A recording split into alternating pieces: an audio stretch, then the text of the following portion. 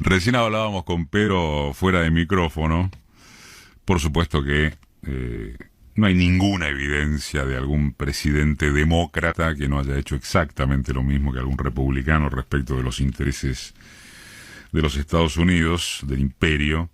Pero yo me preguntaba si acaso habrá alguno que lo demostró tan rápido en términos por lo menos de algún aspecto de su política exterior, porque Biden asume el 20 de enero, o sea que un mes después ya está bombardeando.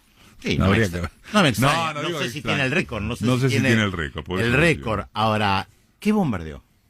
¿Qué bombardeó? Bueno, dicen en Estados Unidos, que no hay por qué creerles, ¿no? Que bombardearon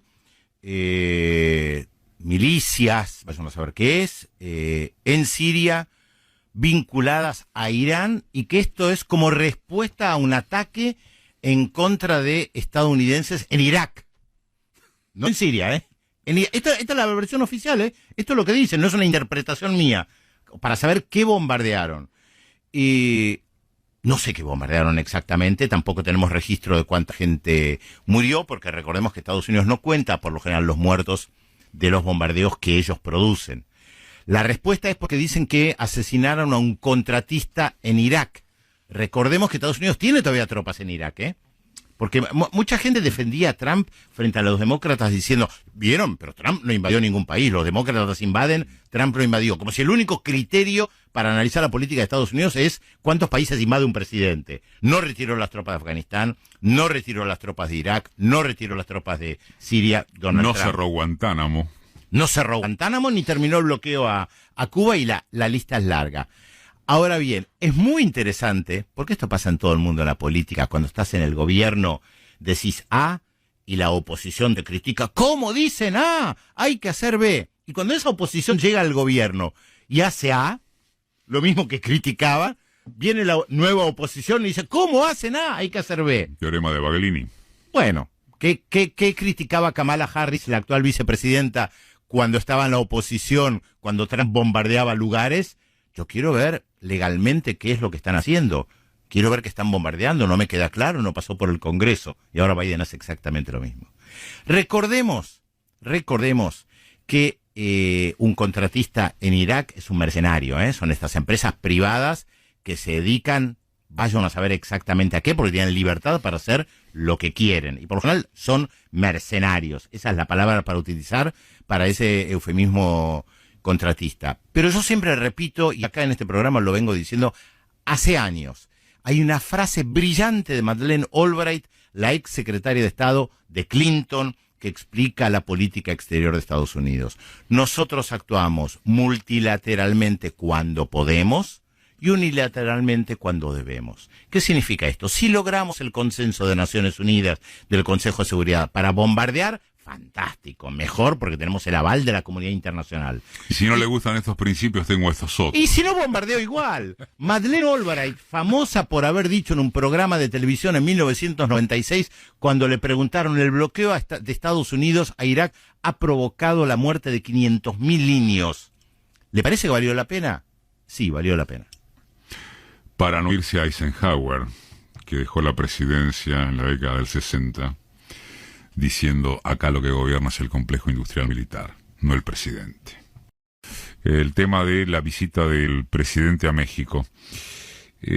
¿Estás de acuerdo en que, como señala buena parte del periodismo opositor, pero también alguno que es del palo, estás de acuerdo en que, o se tiene información respecto de que la visita quedó deslucida por el hecho del escándalo de las vacunas? ¿Deslucida dónde? Deslucida. ¿Para quién? En el caso de México, porque, bueno, no fue muy feliz la frase de AMLO, del presidente, cuando habló de que allí no habría diferencias. Lo viene diciendo déjame terminar. Bueno, la gente parece puede no Clarín. saber. Sí, claro. AMLO no fue con él a recorrer el laboratorio como estaba previsto. Estaba el canciller. Bueno, pregunto. A ver, bueno, te respondo. No soy Clarín, y en todo caso el columnista sos vos. Cuando termines de preguntar. Dale, contesta. No, a ver, yo no creo que haya quedado deslucida, que los medios de comunicación opositores al gobierno de Alberto Fernández resaltaron como pudieron cosas negativas, no cabe la menor duda, lo hacían con cada viaje de Cristina Fernández o diciendo que nos caímos del mundo. En su momento, ¿te acordás cuando Cristina viajaba? Si en una cumbre internacional la sentaban en la mesa 12, decían, ven, Argentina no es relevante. ¿Dónde está nuestra presidenta? En la mesa 12. ¿Qué decía yo siempre? No todos caben en la mesa 1. Entonces entran 4 o 5, y cuando está en la mesa 1 no sos Gardel, y cuando estás en la mesa 12 no estás en Devoto. En una reunión internacional importante no entran todos en la mesa 1, y no hay que mirar ese detalle. Y siempre se lo hace, depende del lado ideológico donde estés. Esto está clarísimo. No hay una mirada, lamentablemente, seria, equilibrada en las relaciones internacionales. Se trata de destruir a quien está en el gobierno, desde gobierno o de oposición, suele suceder así. Lo mismo con este viaje. Por eso, algunos colegas dijeron, Alberto Fernández habló de política nacional en México. Eso no se hace. Violó 150 años de diplomacia internacional. Mentira. Cuando un presidente de un país viaja a otro país, los periodistas y las periodistas de ese presidente por lo general hacen preguntas locales.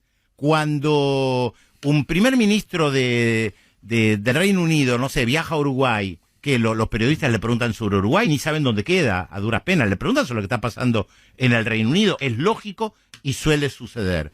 Esto es así. Ahora, lo que pasa es que falta una visión equilibrada de lo que son, por lo general, los viajes internacionales de quien está al frente de un país, y en este caso lo podemos analizar después del informativo para respetar a nuestros colegas que hacen el informativo. Pedro interrumpió el top que indicó las 11 en todo el país.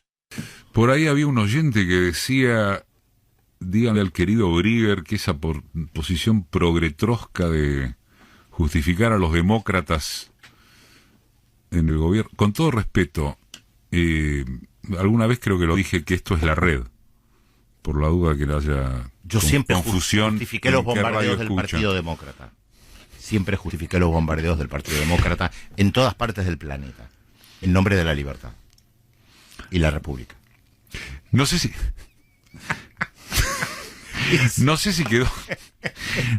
quedó contestado lo que intenté plantear a propósito de si el escándalo con las vacunas acá eclipsó el viaje de Alberto Fernández a México. Mira, escándalos con las vacunas llevaron a en renuncias. todo lado, por otro lado. Claro, ya de 4 ministros, ministras, Perú, Ecuador, República Dominicana y la Argentina. Desde que comenzó la pandemia renunciaron muchos otros más ministros de salud, ¿eh? Te agrego Chile, Colombia, Bolivia, otros en Perú, Brasil. La verdad, la pandemia sacudió a prácticamente todos los ministerios de salud, por lo menos de la región, para no hablar también de otros países. Ahora bien, vayamos al análisis de la visita. Muy lejos quedaron, lo escribí en mi columna en Nodal, muy lejos quedaron esas visitas largas que hizo De Gaulle como presidente de Francia en 1964, de 26 días. Hoy las visitas suelen ser de horas. Vas a otro país, firmás un protocolo o algo, de última te quedás a la noche por una diferencia horaria. Escuchame, yo en el 85 tuvimos 2 semanas viajando con la cobertura del viaje de Alfonsín, ¿te acordás? Por el Plan Houston. Claro, bueno, Estados Unidos y México, largo tiempo. Eso no se hace para más. Una visita, ¿no? Hoy Nunca más, ¿no? Los viajes suelen ser muy cortos, es muy raro que se haga un viaje largo. Por lo tanto, 3 días en México es mucho tiempo. 3 días en México recibido el presidente Alberto Fernández como único presidente en los festejos de los 200 años del Bicentenario, en realidad el festejo del Día de la Bandera, el 24 de febrero. Lo llevó a la mañanera, a la conferencia de prensa que hace todos los días. Primer presidente de otro país que participa de la conferencia de prensa de López Obrador. Lo llevó a todos los festejos oficiales. Visitaron de manera conjunta con el canciller, no con el presidente, el laboratorio donde se está trabajando con laboratorios argentinos. Se prodigaron elogios todo el tiempo. Y se nota, porque esto lo vi también en México cuando Alberto Fernández viajó por primera vez a conocer a López Obrador, se nota que hay mucha empatía entre ellos. Se nota, vos te das cuenta lo corporal cuando hay distancia o no. ¿Hay diferencias entre ellos? Y sí, probablemente, pero algo tienen claro. Quieren avanzar en una agenda progresista en la región, clarísimo. No te olvides que López Obrador llegó a la presidencia mientras estaba Macri y Bolsonaro, pero que también López Obrador y Alberto Fernández, que todavía no era presidente, le salvaron la vida a Evo Morales.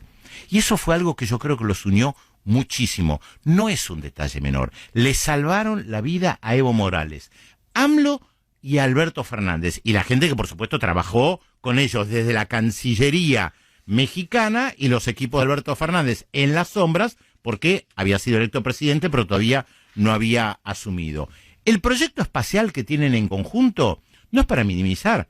Siempre hablamos de la independencia tecnológica y lo que implica depender de empresas satelitales extranjeras.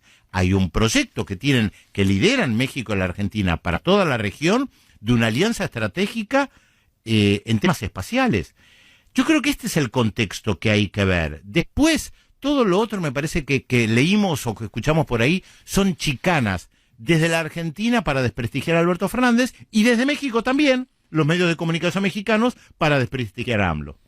Pasó Briguer.